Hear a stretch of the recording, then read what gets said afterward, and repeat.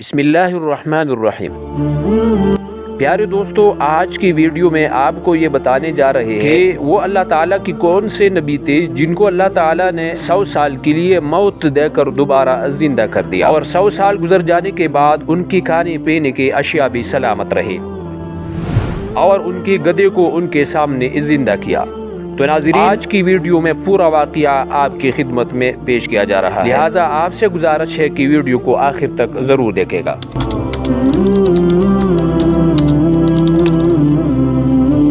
قرآن عزیز میں حضرت عزیر علیہ السلام کا نام صرف ایک جگہ سورہ توبہ میں مذکور ہے، اور اس میں بھی صرف یہ کہا گیا ہے کہ یہود حضرت عزیر علیہ السلام کو خدا کا بیٹا کہتے تھے، جس طرح نصارہ عیسیٰ علیہ السلام کو خدا کا بیٹا مانتے ہیں۔ اس ایک جگہ کے سوا قرآن میں اور کسی مقام پر ان کا نام لے کر ان کے حالات و واقعات کا کوئی تذکرہ نہیں ہے۔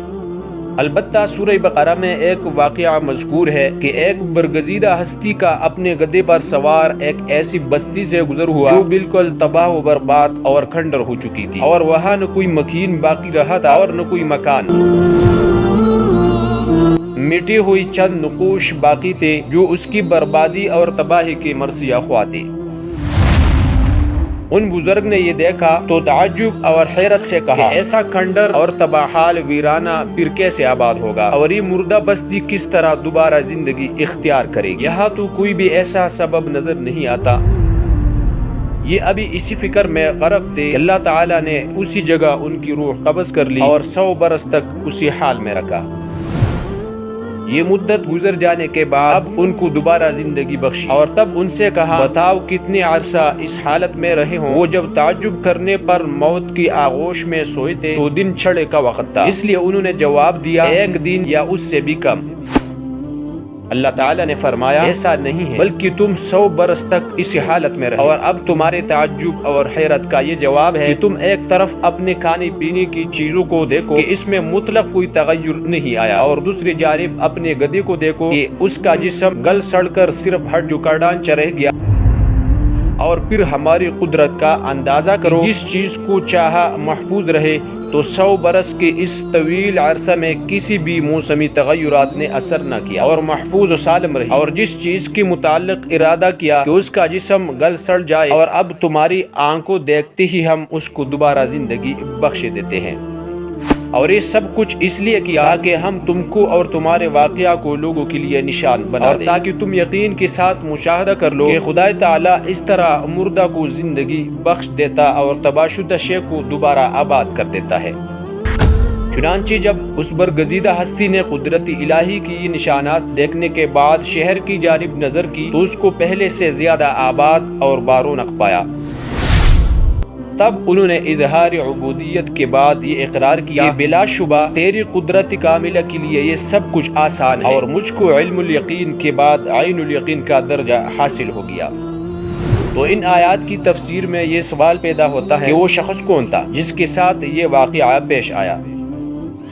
تو اس کے جواب میں مشہور قول یہ ہے کہ یہ حضرت عزیر علیہ السلام تھے، اور اللہ تعالیٰ نے ان کو حکم فرمایا تھا کہ تم یروشلم جاؤ، یعنی بیت المقدس جاؤ، ہم اس کو دوبارہ آباد کریں گے۔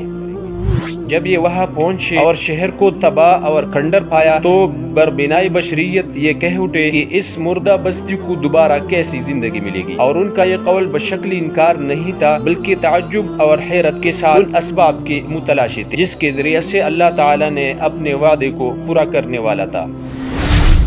لیکن اللہ تعالیٰ کو اپنی برگزیدہ بندی اور نبی کی یہ بات بھی پسند نہیں آئی، کیونکہ ان کے لیے یہ کافی تھا کہ خدا نے دوبارہ اس بستی کی زندگی کا وعدہ فرما لیا ہے۔ چنانچہ ان کے ساتھ وہ معاملہ پیش آیا جس کا ذکر مستورہ بالا آیات میں ہے، اور جب وہ زندہ کیے گئے تو یروشلم بیت المقدس آباد ہو چکا تھا۔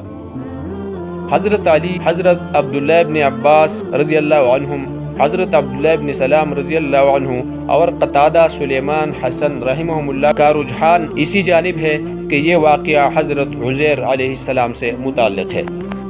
حضرت عزیر علیہ السلام اللہ تعالیٰ کی انبیاء علیہ السلام میں سے ایک برگزیدہ نبی تھے، جنہیں اللہ تعالیٰ نے حضرت سلیمان علیہ السلام اور حضرت عیسیٰ علیہ السلام کے درمیان کے زمانہ میں نبوت عطا فرمائی۔ آپ علیہ السلام اللہ تعالیٰ سے جو دعا مانگتے اللہ رب العزت اسے قبول فرماتے۔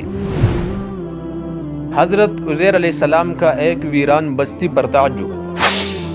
بخت نصر بادشاہ نے اپنی دوری بادشاہت میں بیت المقدس پر حملہ کر کے وہاں کی اکثر باشندوں کو قتل کر کے اس بستی کو ویران کر دیا اور بنی اسرائیل کی بہت سے افراد کو قید کر کے اپنے ہاں بابل لے گیا۔ ان افراد میں حضرت عزیر علیہ السلام بھی تھے۔ کچھ مدت کے بعد جب آپ علیہ السلام کی رہائی ہوئی تو آپ علیہ السلام ایک گدے پر سوار اس بابرکت بستی کے پاس سے گزرے جسے بخت نصر نے ویران کر دیا تھا۔ آپ علیہ السلام نے جب اس بستی کا یہ حال دیکھا تو سوچنے لگے کہ یہ بستی کیسے آباد تھی۔ چاروں طرف چہل پہل تھے اور خوبصورت و عالیشان مکانات تھے۔ افسوس کہ اب اس کا حشر کیا ہو گیا۔ یہ بھی خیال آیا کہ اجڑنے کے بعد اب یہ بستی کیسے آباد ہوگی۔ اب تو اس میں کوئی انسان دکھائی ہی نہیں دیتا ہے اور نہ ہی کوئی گھر نظر آتا ہے۔ پہلے سے چال پال، پہلے سے آبادی کیسے ہو سکتی ہے؟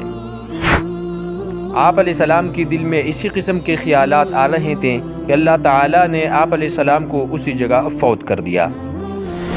آپ علیہ السلام کی وفات کے 70 سال بعد بیت المقدس آباد ہوا۔ بنی اسرائیل نے اسے چاروں طرف سے آباد کر دیا۔ پہلے سے زیادہ رونق اور چھال پال ہو گئی، عالی شان و خوبصورت مکانات بن گئی اور لوگ بڑے عیش و آرام سے یہاں رہنے لگے۔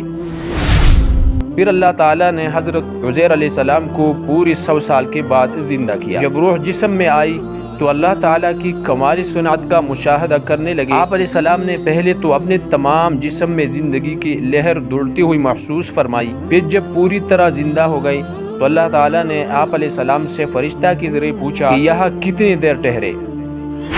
آپ علیہ السلام نے فرمایا کہ میں 1 دن یا اس سے کچھ کم۔ اللہ رب العزت نے فرمایا کہ آپ پوری 100 سال کے بعد زندہ ہوئے ہیں۔ آپ علیہ السلام کے پاس جو کھانے پینے کی اشیاء، انگور، انجیر اور کچھ پھلوں کا رس تھا، ان میں سے کوئی ایک بھی خراب نہ ہوئی۔ پھر حکم ہوا کہ اب اپنا گدھا دیکھو۔